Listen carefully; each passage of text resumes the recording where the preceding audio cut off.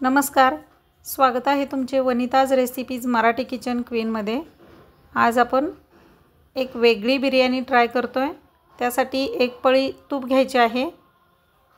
त्यासाठी सर्वप्रथम कडलेल्या तुपामध्ये 2 टोमॅटो आणि 2 कांदा पेस्ट अशा पद्धतीने भाजून घ्यायचे आहे व्यवस्थित।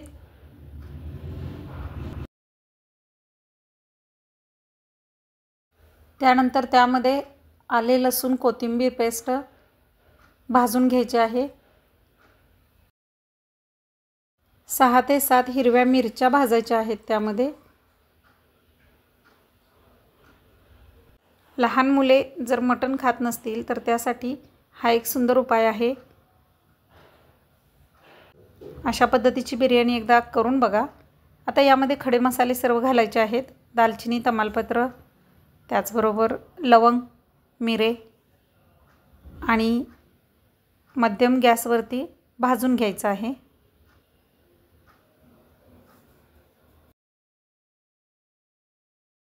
आता यामध्ये 1 चमचा जिरे आणि थोडीशी हळद घालायची आहे।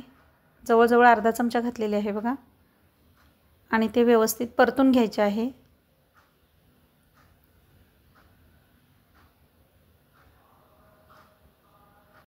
मध्यम आचेवरती सर्व मसाले भाजायचे आहेत।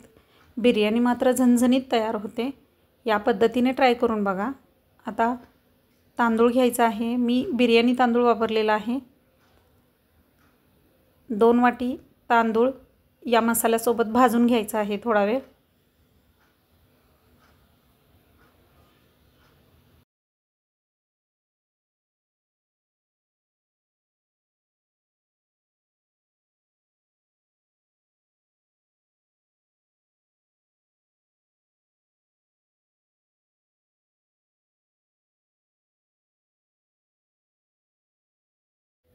तांदूळ भाजून झाल्यानंतर आपण मटण शिजवून घेतलेले जे पाणी आहे ते फक्त पाणी यामध्ये घालायचे आहे। एकही मटणाचा रवा त्यामध्ये घालायचा नाही। जी लहान मुलं मटण पीस खात नाहीत त्यांच्यासाठी ही बिर्याणी ट्राय करत आहोत आपण।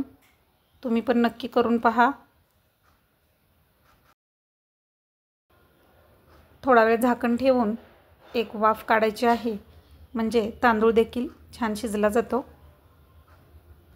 आता यामध्ये चवीनुसार मीठ घालायचे आहे। त्यानंतर कोथिंबीर भुरभुरायची आहे।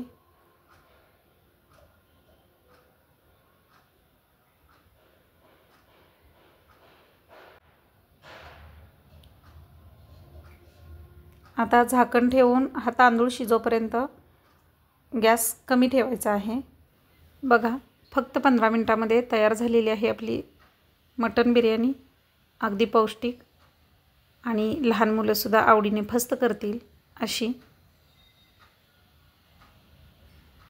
तुम्हाला आजची रेसिपी कशी वाटली हे कमेंट करून कळवायला विसरू नका। चला तर मग आपण भेटूया एका नवीन रेसिपी सोबत। तोपर्यंत बघत रहा Vanita's recipes Marathi kitchen queen. Thank you.